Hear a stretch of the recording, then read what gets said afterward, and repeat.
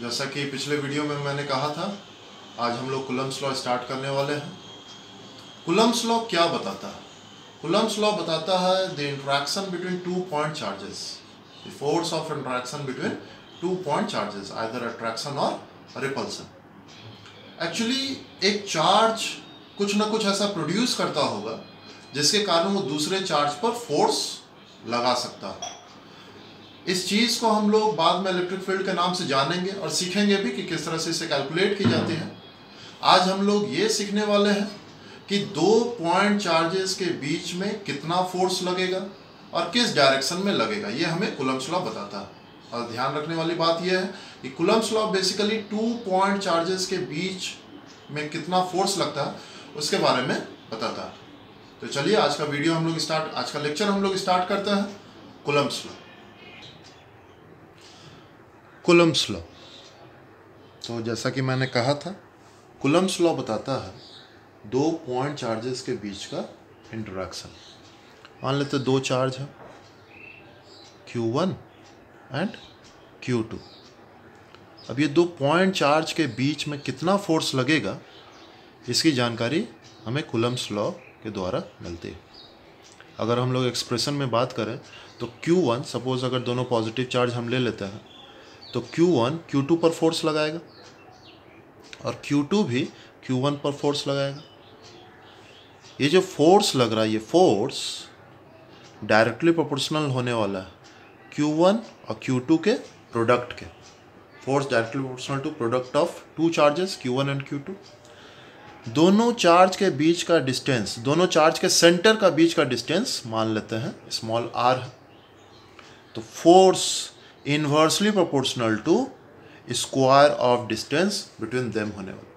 मतलब अगर हम चार्ज को बढ़ाएंगे तो फोर्स हमारा बढ़ जाएगा, और अगर दोनों के बीच का सेपरेशन दैट इज डिस्टेंस को अगर हम लोग बढ़ाएंगे तो फोर्स घट जाएगा, क्योंकि इनवर्सली प्रोपोर्शनल है। तो कूलम्ब्स लॉ का स्टेटमेंट अगर हम लोग को बोला जाए देने के लिए तो किस तरह से कूलम्ब्स लॉ को डिफाइन कर सकते हैं? कूलम्ब्स लॉ स्टेट्स दैट, इसे आप लोग नोट डाउन करेंगे।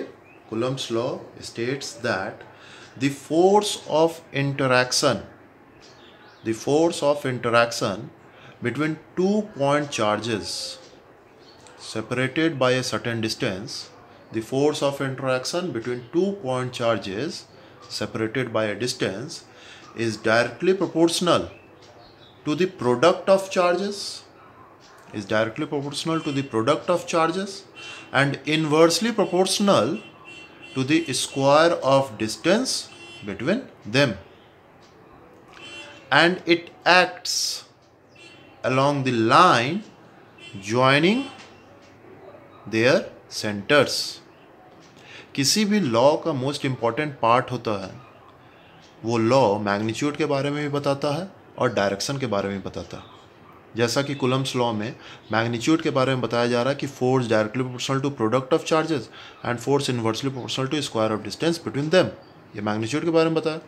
और डायरेक्शन के बारे में बता रहा है कि it acts along the line joining the two charges. तो एक बार फिर से देख लीजिए कूलम्ब्स लॉ।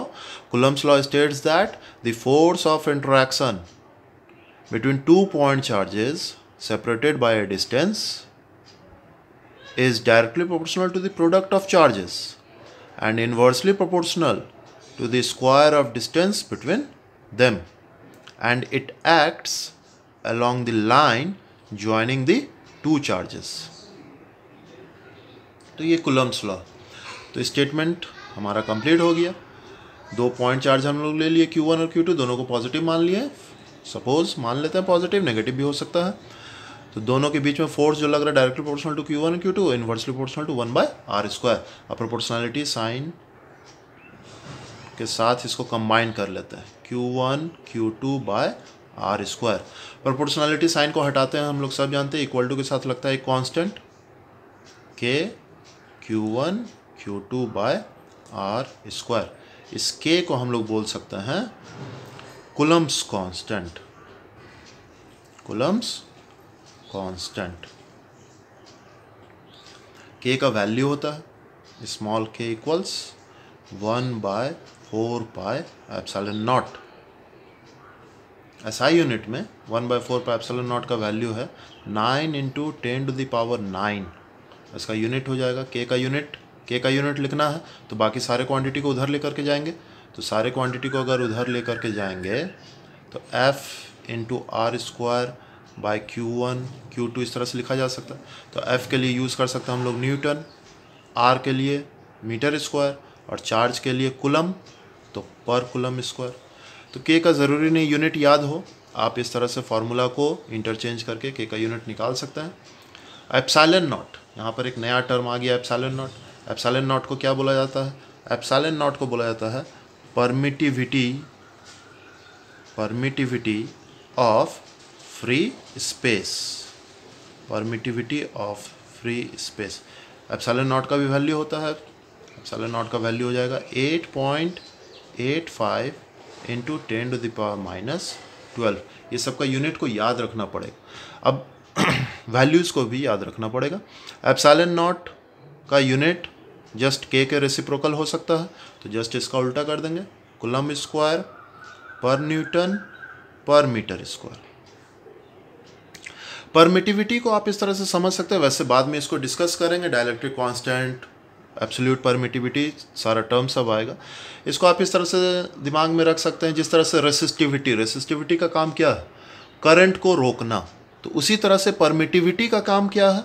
इलेक्ट्रिक फोर्स या इलेक्ट्रोस्टैटिक फोर्स को एक तरह से रोकना, मतलब हिंड्रेंस पैदा करना। अगर परमिटिविटी का वैल्यू बढ़ेगा तो इलेक्ट्रोस्टैटिक फोर्स का वैल्यू क्या हो जाने वाला? घटने वाला, क्योंकि इन्वर्सली प्रोपोर्शनल है, आप देख सकते हैं।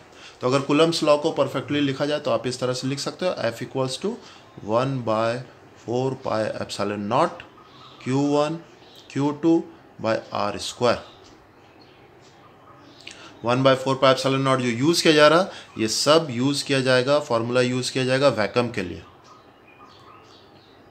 अगर इसी दो पॉइंट चार्ज को अगर किसी मीडियम में रख देते हैं, सपोज वाटर के अंदर अगर रख देते हैं, तो यहाँ पर फोर्स चेंज हो जाएगा।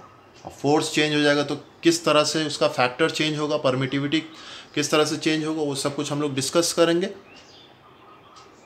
आगे। अभी आप लोग इस फार्मूला को नोट डाउन करेंगे, F = 1/4 pi epsilon not Q1 Q2 r²। तो बेसिकली यही कूलम्स लॉ है, इसमें ज़्यादा कुछ है नहीं। इसका वेक्टर फॉर्म हम लोग पढ़ेंगे, किस तरह से ये न्यूटन थर्ड लॉ सबको ओबे करता है, ये सब कुछ हम लोग सीखेंगे। इसको हम लोग एक हेडिंग दे देते हैं, प्रॉपर्टीज ऑफ कूलम्स लॉ। कुछ इंपॉर्टेंट पॉइंट्स बताए जाएंगे इसमें, उसको हम लोग नोट डाउन करते चले जाएंगे। Properties of Coulomb's law. तो पहला प्रॉपर्टीज क्या है? कूलम्स लॉ जो एप्लीकेबल होगा वो किसके लिए एप्लीकेबल होगा? It is applicable for 2 point charges. It is applicable for 2 point charges. ये 2 पॉइंट चार्जेस के लिए एप्लीकेबल होगा। पॉइंट नंबर 2, हम लोग कूलम्स लॉ जो देखें 1/4 pi epsilon not Q1 Q2 r²। अब यहां पर Q1 पर फोर्स अगर निकालेंगे Q2 के कारण तो उतना ही फोर्स लगेगा, या Q2 पर फोर्स निकालेंगे Q1 के कारण तो उतना ही फोर्स लगेगा। तो magnitude of forces are same on either charge.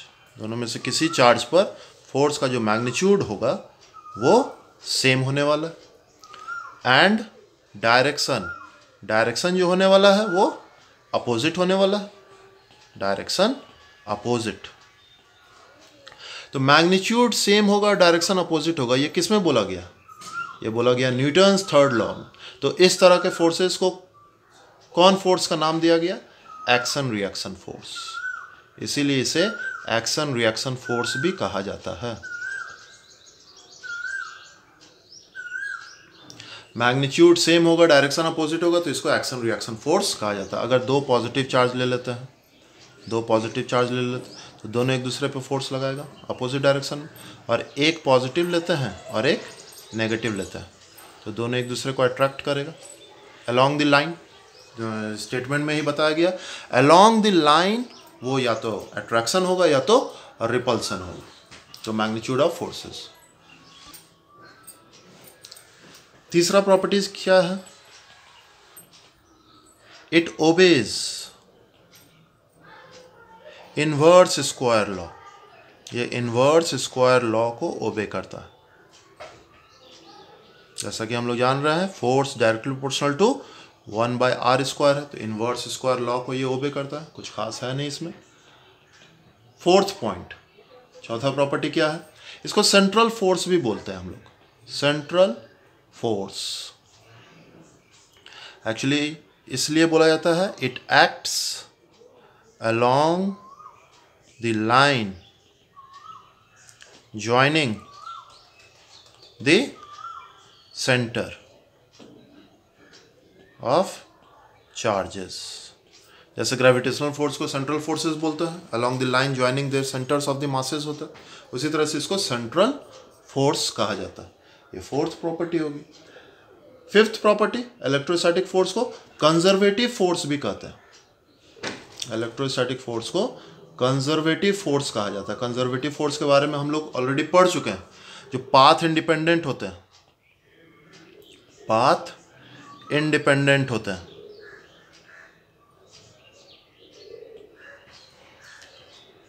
एक पॉइंट से दूसरा पॉइंट ले जाने में जो वर्क डन करना पड़ेगा वो इनिशियल पॉइंट और फाइनल पॉइंट पर सिर्फ डिपेंड करेंगे, उस पाथ पर डिपेंड नहीं करेंगे जिस पाथ से उसे ले जाया जाता है। एग्जाम्पल के लिए आप समझ सकते हैं इसको ग्रेविटेशनल फोर्स से, क्योंकि ग्रेविटेशनल फोर्स ऑलरेडी हम लोग पढ़े हुए हैं। वर्क डन कितना होगा, कैसे निकाला जाता है, ये इसमें हम लोग नहीं पढ़े। ग्रेविटेशनल फोर्स पढ़े हैं। मान लेते हैं ये अर्थ है, बॉडी यहाँ पर है, तो यहाँ से इस हाइट तक बॉडी को अगर ले जाया गया है h हाइट तक, तो जो वर्क डन होने वाला है वो होगा mgh। लेकिन अगर इसे ऐसे ले जाया गया तब भी जो वर्क डन होगा a से b तक ले जाने में इस रास्ते से जो वर्क डन करना पड़ा वो भी mgh ही होगा। तो a से b तक ले जाने में इस रास्ते को चुनिए या इस रास्ते को चुनिए, वर्क डन कितना होने वाला है mgh। तो इस अर्थ जो फोर्स लगाता है उसे कौन फोर्स कहता है? Gravitational force. तो ग्रेविटेशनल फोर्स को हम लोग कंजर्वेटिव फोर्स कह सकते हैं, क्योंकि ये पाथ इंडिपेंडेंट होते हैं, वर्क डन पाथ पर डिपेंड नहीं करते। उसी तरह से इलेक्ट्रोस्टैटिक फोर्स भी कंजर्वेटिव फोर्स होते हैं। फिफ्थ पॉइंट ग्रेविटेशनल फोर्स से रिलेटेड ही है। सिक्स्थ पॉइंट, सॉरी, जिस तरह से ग्रेविटेशनल फोर्स में आप लोग पढ़े हैं उसी तरह से इलेक्ट्रोस्टैटिक फोर्स भी काम करता है। 2 पॉइंट चार्जेस Q1 और Q2, 2 पॉइंट चार्जेस। तो Q1 और Q2 के बीच में फोर्स लग रहा है। कितना फोर्स लग रहा है हम लोग जान रहे हैं। दोनों के बीच का सेपरेशन सपोज करो R है, तो F = K Q1 Q2/r² लिख सकते हैं। अगर तीसरा पॉइंट चार्ज हम ले आते हैं Q3, तो मान लेते हैं Q2 के कारण एक फोर्स लग रहा है Q1 पर, F फोर्स। सब के सब पॉजिटिव ले लेते हैं, इसको नेगेटिव ले लेते हैं। अब Q3 के कारण Q1 पर एक फोर्स लगेगा, मान लेते हैं इसका नाम F2 फोर्स। तो क्या Q3 के कारण Q1 पर जो फोर्स लग रहा है वो चेंज हो गया या सेम? कहने का मतलब Q2 के कारण Q1 पर फोर्स लग रहा है F, हम लोगों ने देखा। अब Q3 के कारण Q1 पर फोर्स लग रहा है F2, तो क्या Q3 के कारण Q1 पर जो फोर्स लग रहा है F, क्या वो चेंज हो गया या सेम? जैसा कि हमारे पास फॉर्मूला है, ना Q1 चेंज हुआ, ना Q2 चेंज हुआ, ना R चेंज हुआ, तो ऑब्वियसली फोर्स चेंज नहीं हो। हाँ, नेट फोर्स Q1 पर चेंज हो गया, ये बोल सकते हैं हम लोग, नेट फोर्स चेंज होगी। लेकिन Q2 के कारण Q1 पर फोर्स सेम रहा Q3 के आने के बाद भी। तो it is independent of presence of third charge. It is independent of presence of third charge. Third charge के प्रेजेंस पे ये डिपेंड नहीं करता। ये बहुत ही इंपॉर्टेंट पॉइंट है, इसको ध्यान में रखिएगा। दो चार्ज के बीच का फोर्स तीसरे चार्ज के प्रेजेंस पर डिपेंड नहीं करता। तो ये प्रॉपर्टीज हैं, कूलम्ब्स लॉ वेक्टर फॉर्म में हम लोग डिस्कस करेंगे, वो भी इंपॉर्टेंट पॉइंट है। अब अगर आपको क्वेश्चन इस तरह से दे दिया जाए कि एक चार्ज है जो कि 2, 5, 7 पर रखा हुआ है और दूसरा चार्ज है जो कि 4, 8, 9 पर रखा हुआ है, बताइए कि दूसरे चार्ज पर कितना फोर्स लगेगा। तो ये कोऑर्डिनेट सिस्टम में हम लोग को वेक्टर का नॉलेज होना चाहिए। वेक्टर की मदद से ही हम लोग निकाल सकते हैं, उसको हम लोग बाद में डिस्कस करेंगे। अभी हम लोग छोटा छोटा टॉपिक को डिस्कस करते हैं, छोटे छोटे न्यूमेरिकल्स को डिस्कस करते हैं। पहला एग्जाम्पल, छोटा सा एग्जाम्पल है, इसको आप लोग खुद से प्रैक्टिस कीजिएगा। आपसे अगर इस तरह का क्वेश्चन पूछा जाए तो बन जाएगा, देख लीजिए। अगर आपसे पूछा जाए कि एक 2 कूलम चार्ज लिया गया और फिर एक 4 कूलम चार्ज लिया गया, दोनों पॉजिटिव है। अगर साइन नहीं दिया गया मतलब दोनों के दोनों पॉजिटिव चार्ज हैं और दोनों के बीच का सेपरेशन है 2 मीटर। तो बताइए दोनों के बीच में फोर्स कितना लगेगा। F equals to question mark. तो ये इस तरह से जो छोटा छोटा क्वेश्चंस है वो बन जाएगा। अगर इसी में आपसे पूछा जाए F वेक्टर, बोर्ड में इस तरह से क्वेश्चंस पूछा जाता है, वेक्टर F कह दिया जाता है कि वेक्टर F का एक्सप्रेशन निकालिए, तो इसमें आपको मैग्नीट्यूड के साथ साथ डायरेक्शन भी बताना होगा। अगर 2 कूलम और 4 कूलम पर फोर्स निकाले तो F equals to K Q1 Q2 by R square. याद रखिए के हम लोग वैक्यूम के लिए यूज़ कर रहे हैं। अगर मीडियम आ जाएगा तो किस तरह से ये चेंज होगा ये बाद में हम लोग डिस्कस करेंगे। अभी सब वैक्यूम का केस एयर में रखा गया है, इन एयर। तो F इक्वल्स के का वैल्यू 9 इंटू 10⁹, Q1 का वैल्यू 2, Q2 का वैल्यू 4 बाय Q R का स्क्वायर मीन्स 2 का स्क्वायर। तो 4 और 2 का स्क्वायर कट जाएगा। F equals 9 2 18 into 10⁹9 Newton. ये तो मैग्नीट्यूड निकल गया। डायरेक्शन क्या होगा, तो जैसा कि बताया गया था अलोंग द लाइन काम करता। क्योंकि ये दोनों चार्ज पॉजिटिव है तो अलोंग द लाइन फोर्स बाहर की तरफ। तो अगर 4 कूलम पर फोर्स निकालना होगा तो अलोंग द लाइन बाहर की तरफ। अगर 2 कूलम पर फोर्स निकालना होगा तो अलोंग द लाइन बाहर की तरफ। इसमें से अगर किसी को एक को माइनस कर देंगे तो फोर्स अलोंग द लाइन अंदर की तरफ हो जाएगा। दूसरा क्वेश्चन, ये एस सी वर्मा का भी क्वेश्चन है, जेई मेन में भी ये क्वेश्चन आ चुका है, पूछा गया। मान लेते एक चार्ज है Q1, एक चार्ज है Q2। आपसे पूछा गया दोनों का बीच का दूरी है 1 मीटर। आपसे पूछा गया find the minimum force, find the minimum force between 2 charges. Find the minimum force between 2 charges. अब यहाँ पर पॉज करेंगे वीडियो को और इसका जवाब बताएंगे। मिनिमम फोर्स बिटवीन 2 चार्जेस, तो पिछले वीडियो में बताया गया था आपको कि स्मॉलेस्ट यूनिट ऑफ चार्ज किसे कहा जाता है। ये देखिए क्वांटाइजेशन ऑफ चार्ज में आपको बताया गया था smallest unit of charge, electron को स्मॉलेस्ट यूनिट ऑफ चार्ज बोला गया। चूँकि मिनिमम फोर्स आपसे पूछा है तो ये दोनों चार्ज में या तो आप इलेक्ट्रॉन रख सकते हैं, या तो एक में इलेक्ट्रॉन और एक में प्रोटॉन, और या तो दोनों में आप प्रोटॉन रख सकते हैं। तो मिनिमम फोर्स क्या हो जाएगा, F equals K Q1 Q2 by R square. तो F इक्वल्स K का value 9 into 10⁹9, Q1 1.6 into 10⁻19 into 1.6 into 10⁻19 by R square, 1 का स्क्वायर। अब इसे सॉल्व कर देंगे, जो आंसर आएगा वही हमारा मिनिमम फोर्स होगा।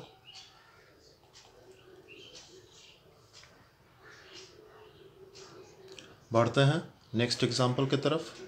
अब इस एग्जाम्पल में हम लोग वेक्टर मेथड को यूज़ करेंगे। वेक्टर मेथड हम लोग सब कोई पढ़े हुए भी है, क्लास 11 का टॉपिक है। अगर नहीं भी पढ़े हैं तो आज हम लोग थोड़ा डिस्कस कर लेंगे उसका फार्मूला। मान लेते हैं एक इक्विलैटरल ट्रायंगल, एक इक्विलैटरल ट्रायंगल, साइड ए, इक्विलैटरल ट्रायंगल का तीनों साइड इक्वल होता है। तीनों वर्टेक्स पर चार्ज रख दिया गया, Q charge Q charge Q charge. आपसे पूछा गया कि find the force on any, find the force on net force, find the net force on any one. किसी एक पे भी आपको नेट फोर्स बताना, मान लेते हैं इस पर हम लोग नेट फोर्स निकालना। तो इस पर नेट फोर्स निकालने के लिए हम लोग क्या करें, एक क्यू चार्ज के कारण, सब पॉजिटिव है, सब के सब पॉजिटिव है, एक क्यू चार्ज के कारण एक फोर्स, इस क्यू चार्ज के कारण एक फोर्स यहाँ पे लगेगा, हम नाम दे देते हैं इसका F1, और इस क्यू चार्ज के कारण फोर्स यहाँ पे लगेगा, नाम दे देते हैं F2। दोनों फोर्स सेम लगेगा या अलग अलग? फोर्स का फॉर्मूला होता है F equals to K Q1 Q2 by R square. तो तीनों चार्ज सेम है, तो फोर्स भी, तीनों डिस्टेंस, चार्जेस के बीच का डिस्टेंस भी सेम है, तो फोर्स भी सेम लगने वाला। तो यहाँ पर फोर्स हो जाएगा F1 equals to F2 equals to K Q square by A square. ये फोर्स लग गया, F1 फोर्स और F2 फोर्स। अब ये एंगल कितना होता है 60 डिग्री, तो ये एंगल भी कितना होगा 60 डिग्री।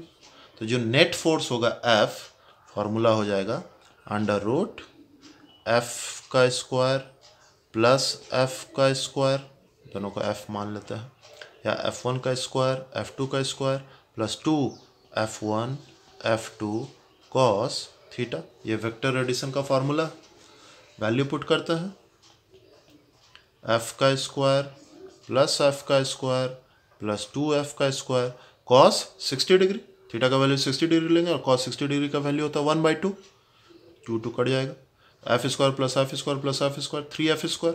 तो F equals to F root 3, F का वैल्यू पुट करेंगे, हमारा नेट फोर्स मिल गया F नेट। ये हमारा आंसर। अब इसी बेसिस पर अगर दूसरा एग्जांपल आपसे पूछा जाए, या आप असाइनमेंट में ले लीजिए, एक दो सवाल असाइनमेंट में ले लीजिए, खुद से बनाइएगा, कोशिश कीजिएगा। चार्ज रखा हुआ है, q charge q charge q charge q charge, square A.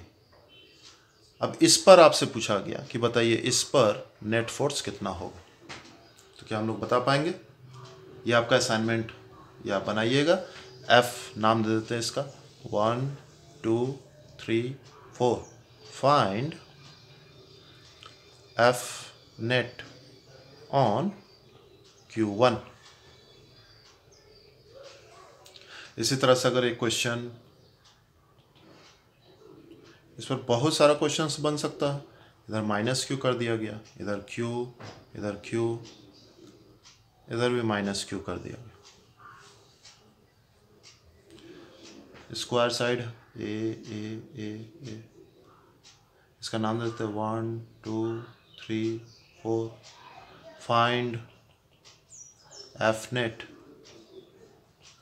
On Q3 पर नेट फोर्स आपको निकालना है।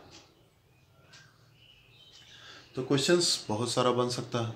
अच्छा, एक क्वेश्चंस जो डायरेक्ट आप बता सकेंगे, मान लेते हैं स्क्वायर है, सब पर चार्ज रखा हुआ है क्यू क्यू क्यू क्यू, और स्क्वायर के सेंटर पर, ये सेंटर है, सेंटर पर एक चार्ज रख दिया गया है क्यू। आपको बताना है फाइंड F नेट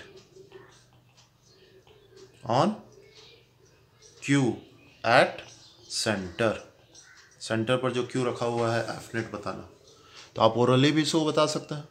ये F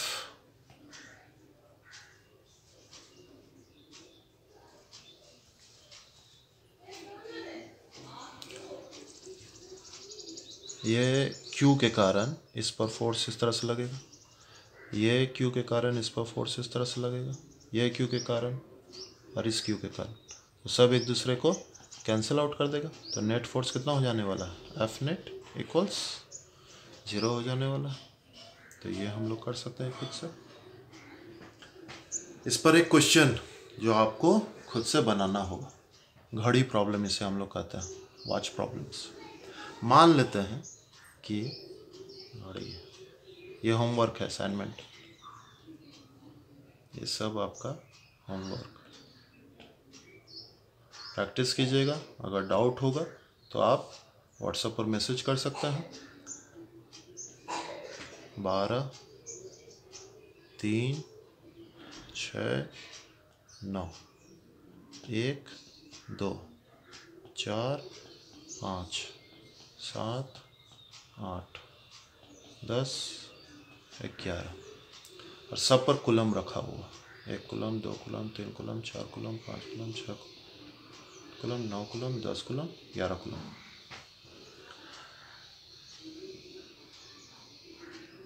सेंटर पर एक चार्ज रखा हुआ है 1 कूलम, इसका रेडियस मान लेते हैं r। आपको बताना है find F net on 1 coulomb at the centre. Centre पर जो 1 कूलम रखा हुआ है उस पर नेट फोर्स इस ऑल 12 कूलम्स के कारण कितना होगा, ये आपको बताना है। कोशिश कीजिएगा, मैं फिर से बता रहा हूँ, वेक्टर मेथड पर बनने वाला है। आराम से एक एक करके सॉल्व कीजिएगा, बहुत अच्छे से सॉल्व हो जाएगी। बढ़ते हैं नेक्स्ट टॉपिक की तरफ। एक्चुअली हम लोग वेक्टर मेथड से कूलम्स लॉ देख लिए। कुछ कुछ क्वेश्चंस है जो सिंपल मैथ्स पर आपसे पूछा जाता है, वो भी आपको प्रैक्टिस कर लेना है। जैसे यहाँ पर रखा हुआ है 1 कूलम चार्ज, फिर 1 मीटर पे रखा हुआ है 1 कूलम, फिर 3 मीटर पे रखा हुआ है 9 कूलम, 3 3 जा 9, 27 कर देते हैं, 27 कूलम। फिर 5 मीटर पे रखा हुआ है 125 कूलम, फिर 9 मीटर पे रखा हुआ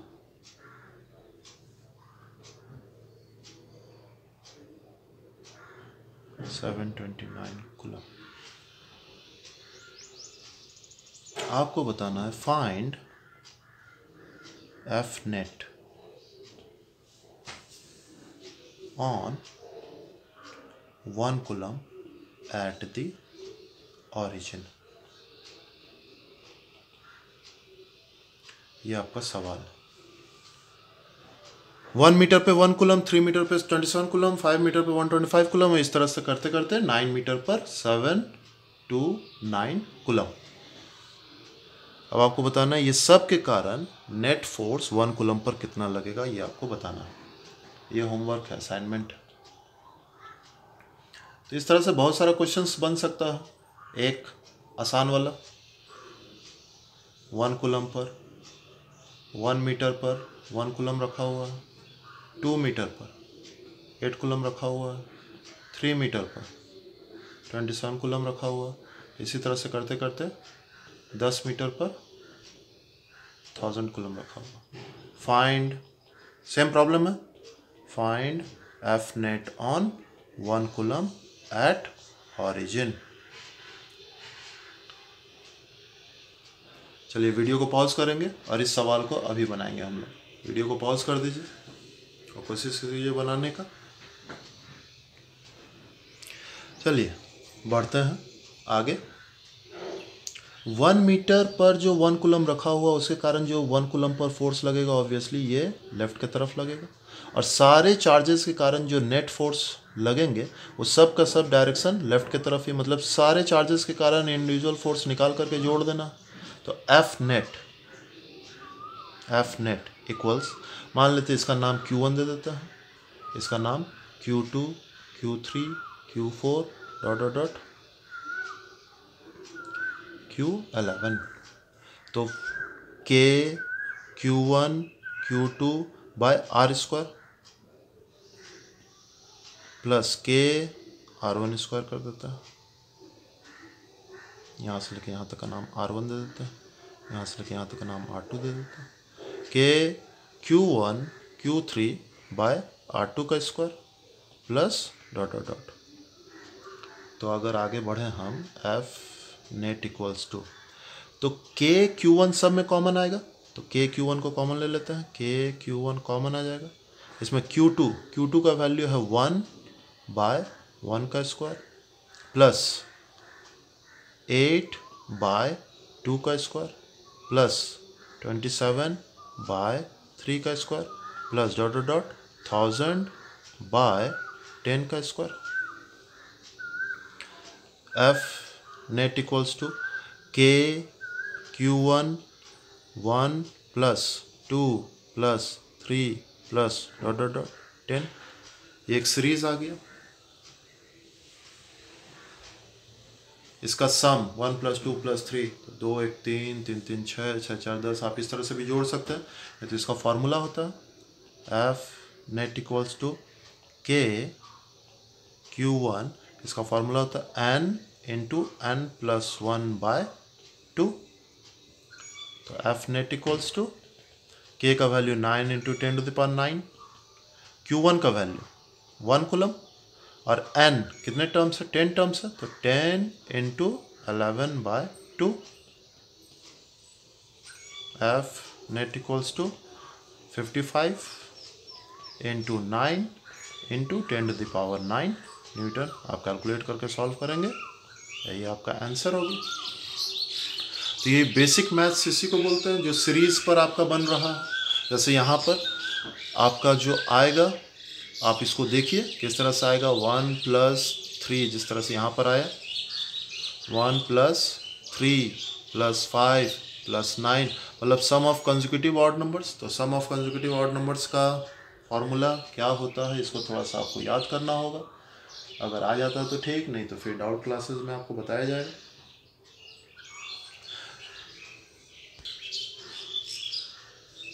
और भी न्यूमेरिकल्स आपको बताए जाएंगे, पर अभी हम लोग नेक्स्ट टॉपिक की तरफ बढ़ते हैं। Coulomb's law in vector form. Vector form, अब इसका क्या यूज़, वेक्टर फॉर्म का क्या यूज़। अगर क्वेश्चन आपको इस तरह से पूछे जाए कि एक Q1 चार्ज है, Q1 चार्ज है और एक Q2 चार्ज,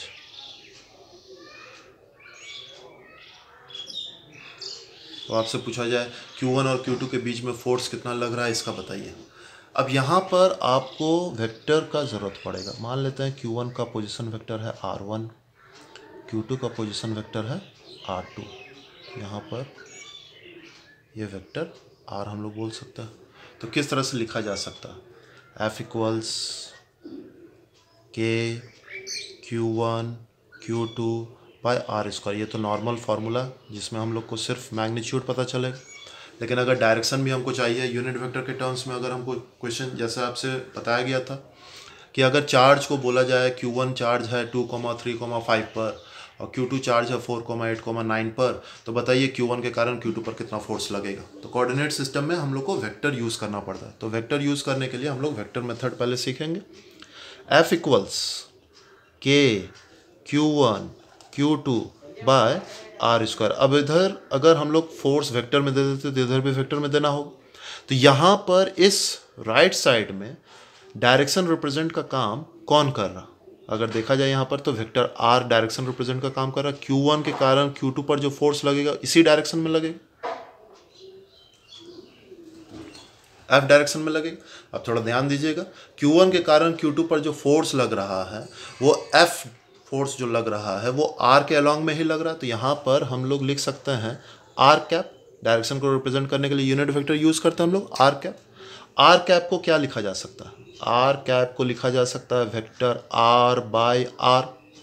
तो अगर हम लोग इस तरह से लिख दें F equals to K Q1 Q2 vector R by R cube, more precisely vector F equals to K Q1 Q2 vector R by mod of vector R का क्यूब।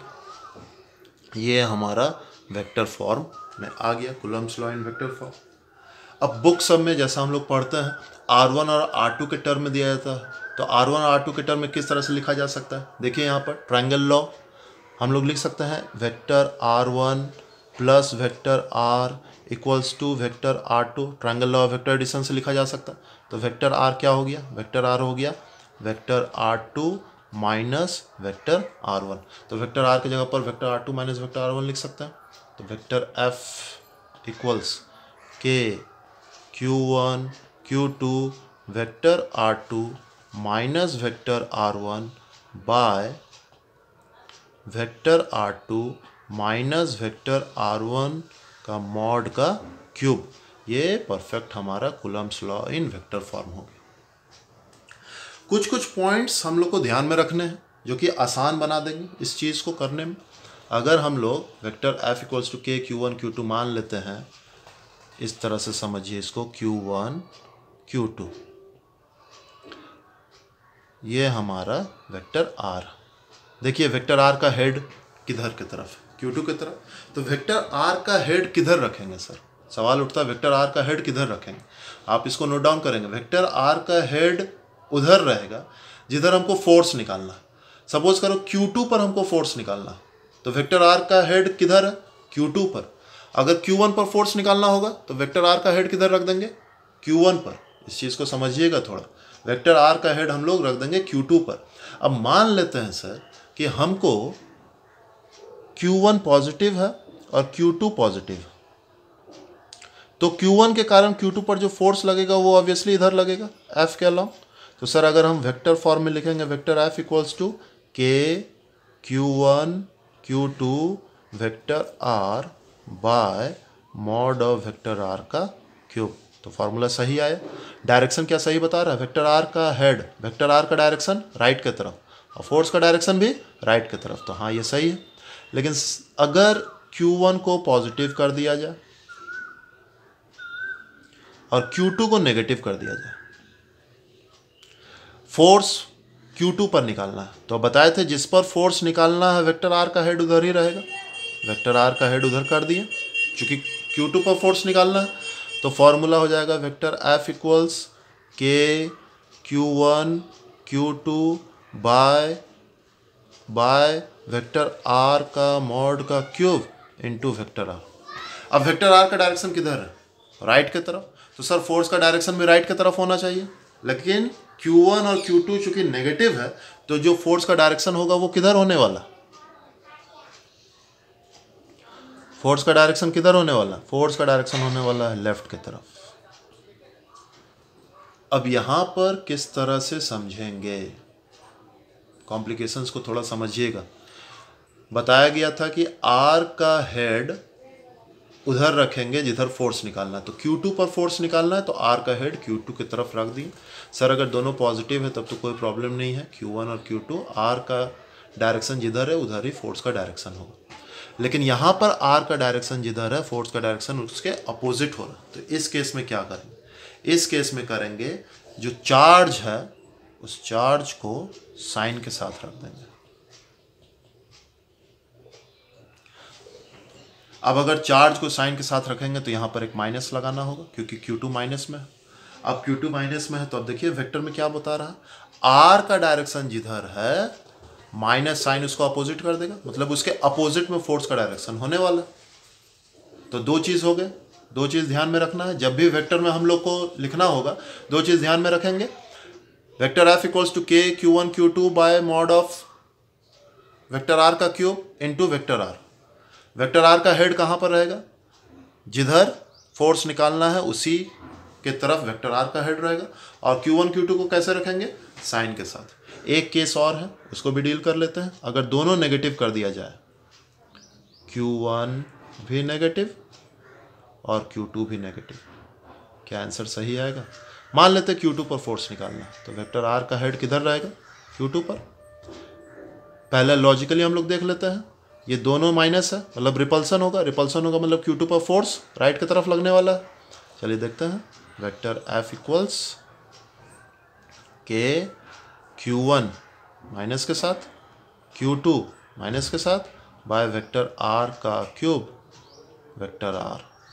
तो Q1 भी माइनस Q2 भी minus, तो minus minus plus, तो यहाँ पर plus ही हो जाने वाला, मतलब वेक्टर R का डायरेक्शन जिधर होगा फोर्स का डायरेक्शन भी उधर ही होगा। सही है। तो हम लोग दो चीज़ सीखे, चार्ज को साइन के साथ रखेंगे और वेक्टर R का हेड उधर रखेंगे जिधर हम लोग को फोर्स निकालना।